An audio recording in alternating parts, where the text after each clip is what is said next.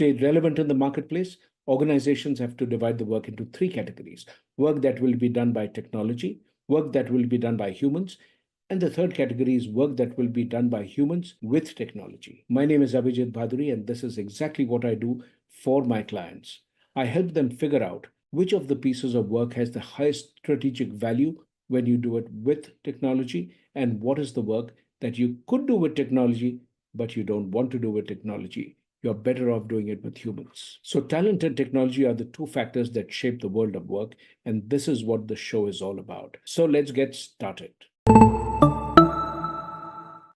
The average person actually lands up losing a fair bit of money every year when they apply for jobs. And that often means sending 300 applications, waiting for 5 or 6 months, and that's lost pay. And this is a very typical process. So, without further ado, Keren Boiman, welcome to the Talent and Tech Show. It's such a delight to have you here. And you are the CEO and the co founder of Bullseye. What's the problem you're trying to solve?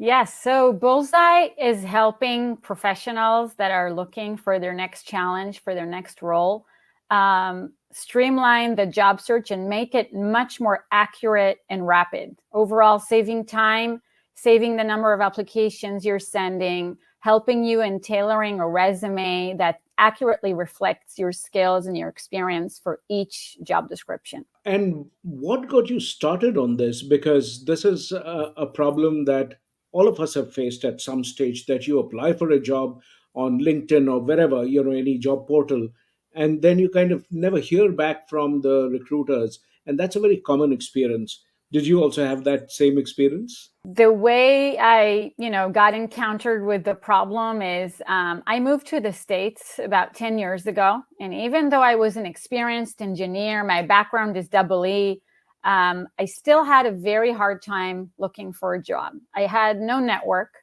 I was applying somewhat blindly, not knowing necessarily what are my transferable skills, what is the best way to apply. I didn't know anything about tailoring a resume. I mostly judged by, the job description, but the title primarily, not diving into the details. That's the strategy I used. And obviously it wasn't very successful. It took me a good 6 to 7 months to land a job. That's why I dedicated my MBA research. I did my MBA here in Santa Clara University, and I dedicated my research there to explore the inefficiencies. Why is it so inefficient time-wise? And every aspect of this that you may think about. Why is it so inefficient to look for a job? The length of time it takes. And it's very inefficient on the employer side as well. So that's what my MBA research was about. And the findings, which we'll talk about today, the findings from that research are all implemented with the solution we're offering with Bullseye. Keren, you actually landed up going through the typical challenges that job seekers face, that they only look at title and they kind of say, okay, this is a great job match, they are looking for this, and you apply. And that's not the right way to do it. What are the common mistakes that people make when they apply for jobs, and why they feel frustrated with the job search? Before we even started Bullseye, we went on and talked with over 100 professionals. We researched both sides, the professionals on one hand, and then recruiters and hiring managers on the other hand. And we found out that it's pretty much known. Recruiters, hiring managers, they spend about 10 seconds on your resume, 10, 12 seconds on your resume before they decide if it's a good match, if it's worthwhile pursuing.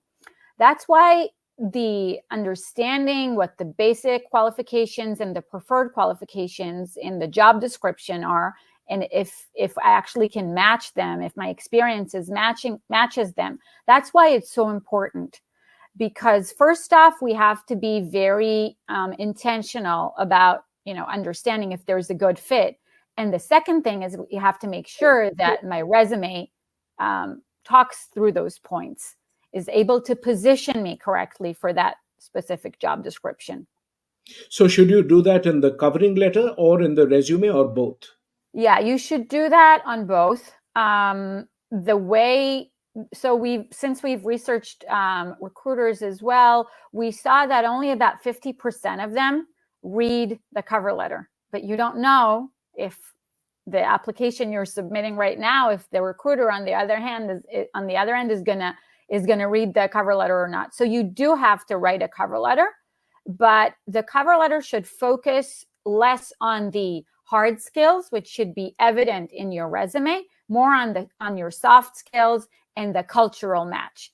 And we also have a very active blog on our website, which talks exactly about how to write a cover letter, what's the typical length it should be, what should it highlight and whatnot, and obviously how to tailor a resume. Found out is that it's intriguing that meeting only 60% as compared to 50% of the job description requirements doubles your chances for an interview. Even that slight difference doubles your chances for an interview. You've researched this entire thing, and I'm really, that's what got me interested in Bullseye to begin with. I really got intrigued by what I read on your blog, and I've shared the link to your website, which is https://inbullseye.com. And there is a whole lot of other tips and tricks that you've shared, which is in the /learn. You can actually look at that. So I would absolutely recommend people should try it out and read about some of these little pieces. What caught my attention is the job match. If it improves from 50 to 60%, so this is what the people have asked for in the job description. If it matches 60%, you double your chances of getting the interview. So that's a very powerful piece to sort of look at. And what else did you find what people do wrong, and how did you build it into your product features? Right. So another thing about once we understand that there is a high fit, high match between what I can bring to the table as a professional to what the employer is actually asking about. The next thing to do is put that have the resume be able to communicate that correctly. So that's why it's so important to use the STAR methodology or the PSR, problem solution result methodology, which we also explain about in our blog. That essentially means we try to talk in as much quantified and specific achievements versus generalized statements. And often when I say that in webinars, people are asking, give me an example of a quantified specific achievement. So say my background is program management, technical program management. So in my world, that actually means saving time in terms of product lifecycle time, product development lifecycle. If I was able as a program manager to bring on new methodologies, agile methodologies, to give an example, or other practices, best practices, and cut time in the product development cycle, that's a quantified achievements. For example, I was able to cut down 30% of the product life cycle time, or able to save money. So all of those aspects are ways, and you can show proof and communicate your value through numbers.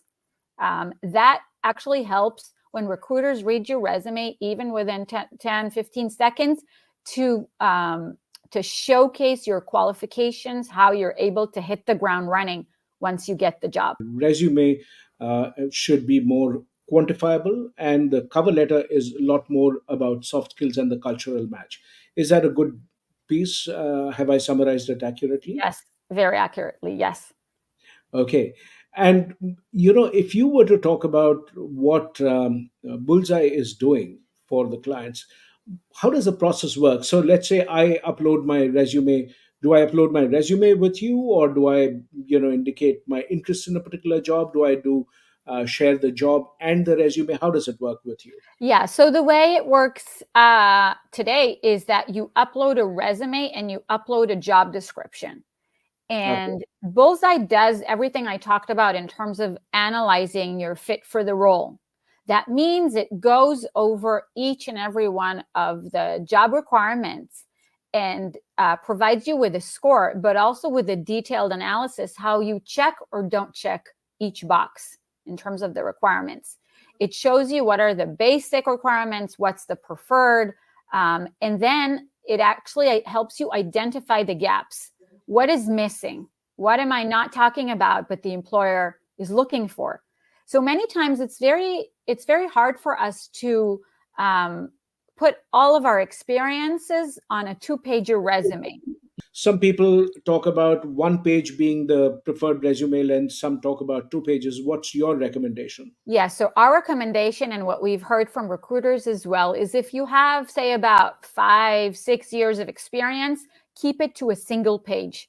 If it goes beyond that, if you have, anywhere more than 5-6 years of experience, it's good to have it on a 1.5 page to 2 pages, but never go beyond 2 pages long.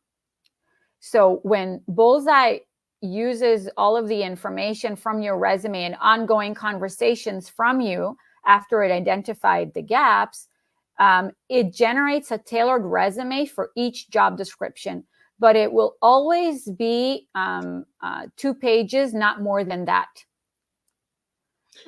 So in a way, it helps you age-proof your resume as well. Say, for example, if you have about 20 years of experience and you're having a hard time understanding, how should I showcase this? How can I talk about things I've done in the past, but not taking up too much space? Bullseye optimizes the resume and talks primarily about the 10, 12 years of most recent experience you have. That's what we've heard from recruiters and hiring managers. That's what they mostly care about, what you've done in the 10, 12 most recent years of jobs that you've taken.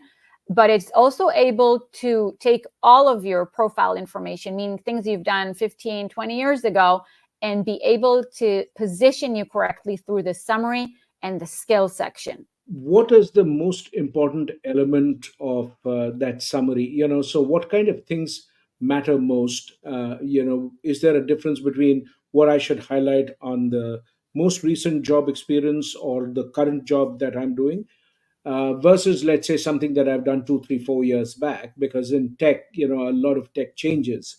So giving an example of tech that is obsolete, or it's no longer cutting edge work, how do I balance that? What's the way that you recommend? So that's a great question, actually. The way we do that with Bullseye is that since Bullseye generates the entire resume for you, it does the summary section, the skill section, and each and every one of the experiences. So, obviously we have a lot of content on the blog explaining you how to do this yourself, how to write the summary, what are the key important factors of writing a summary, how can that be mostly tailored for a specific job description. It explains how to position yourself differently for each role. And going back to the job fit analysis, that will help you build the summary, build the skills.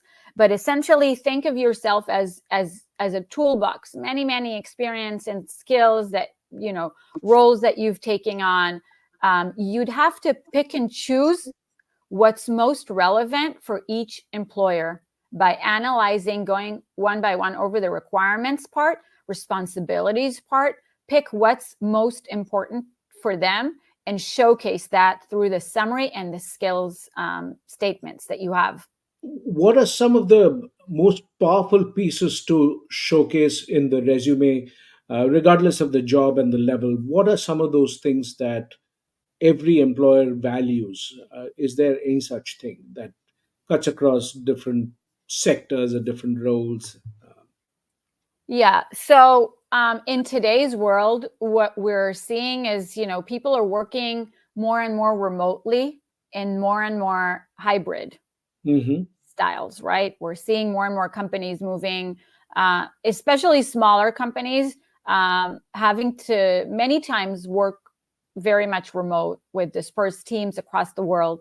So that's why I want to say, like, EQ, emotional skills are becoming more and more important. How do you, create meaningful connections with your colleagues? How do you drive processes, facilitate, negotiating either resources, timelines, deliverables, when you're doing that all remotely, right? One, it's from the comfort of your home, but it's really it's a challenge in itself being able to do all of that remotely, different time zones. So I think one of the things that we're seeing that employers are looking for more and more is that ability to have superb communication skills.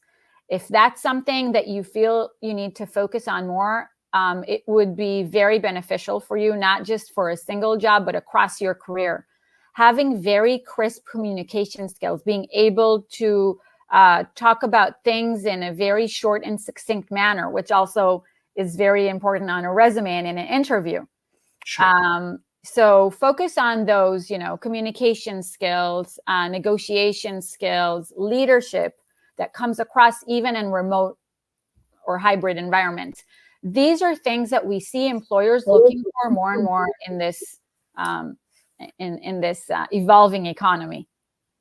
Give me an example of each of these three that you mentioned, that communication skills or leadership skills, and what are some of the ways one could put it across. I mean, I don't need to copy exactly what you're saying, but it gives me an idea of what good looks like. So what does that sound like when you've seen that happen? Yeah. I'll give you an example from my background, right? My background, many times, for example, I had to lead I was in charge of a project that we needed to provide deliverables in a very, very short amount of time. We needed to write a document, a proposal for a project. We haven't done that before, and we had to do that in 60 days or less, and have this to be very, very competitive across incumbents that we had. So that is an example. And I was able to take that challenge, work with different teams, different mindsets, different approaches, many times not willing to cooperate even. I'm not their manager, so you can't tell them what to do. It's only leading through influence. That's an example of a leadership quality, you're able to bring people together. Many times having different approaches, different agendas. They don't have time to talk with you at all, but you're still able to cut through the chase, be able to get the contributions you can, manage them, manage the schedules, and be able to deliver that proposal, which we were able to write in 60 days. So that's an example on the leadership component. Communication skills. Let's go back to the examples I gave before. Many companies, corporates or even startups today have offices in very, across the globe, different locations, different time zones. But still, you need to drive a process. You need to get approval for a document. You need to launch a product. You need to get a consensus across to build consensus. So that very much is about communication skills. How Hmm. are you able to work across time zones to get people on the call, to, again, going back to the communication skills, be able to crisply define the problem, what it is that we need to get consensus on, what is everybody's feedback, summarize that, send that across, get approval, get that process running in a very short amount of time. That's an example of good communication skills, and everyone can take that across their own experience, but that's an example of being able to deliver either a proposal or a document or launch a product across time zones, across different teams, cross-functional teams many times. That's an example of good communication skills, good leadership skills, and being able to lead through influence, not through Position power. chain of command. Yeah. So, can the same example be used to highlight all three aspects? So, can I use the same example of having, delivered a project with the team working across time zones, and that meant great communication, that meant, getting consensus on a couple of things. So, the same example can be used to identify multiple skills that I have. I mean, is that Correct. a possibility, or should I use three different examples for three different, elements or skills? Yeah, so that's a great point. Ideally, you should use different examples. You'll be asked in an interview, and obviously on the resume, you need to be able to showcase that. Ideally, you would have different examples for each.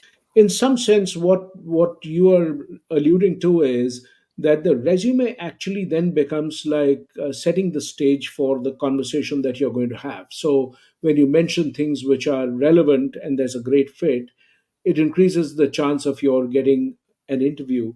In the interview, the stuff that you've written in your resume actually becomes the basis of the conversation, and hence your probability of success also increases. So in some sense, this whole element of what do you want to write about in your resume just becomes so very critical, and I think that's one of the pieces that I have also felt, that your resume is a signaling device. I mean, what are you trying to signal? Are you a creative person? Are you trying to signal that you are a great coworker? Are you trying to signal that you are a great leader? I- so I think being selective in what you want to highlight, you know to go back to what you said, match it to the job. What are they looking for? And that's also in terms of, so I was just reading this whole book by Charles Duhigg, who talks about, when you think about communication, try and replicate what the other person's mood is. Are you having an information seeking conversation? Are you sharing an emotion? So depending on that, if you mirror that, you get greater success. Agreed. Yeah, that's a great point. Thinking of the resume as being a mirror of of the job description, but also pouring it your own experience and what you bring to the table, both technically and culturally. When you started to build Bullseye, what were some of the processes that you built, and how does, what are some of your success measures and performance measures? Do you tell us a little about that? The two main features it has is one, it does the job fit analysis for you once you plug in your resume and a job description. But what's also important, we've seen that, is that people add more information to enhance their profiles. Because as I was mentioning before, we're much more than a 2-pager resume. There's a lot more that can be said, but people, tell us, but I don't know how to say that. I don't know how to do that. I don't know how to trim it down to 1 or 2 pages long. I don't know how to extract what's most important and even how to say it.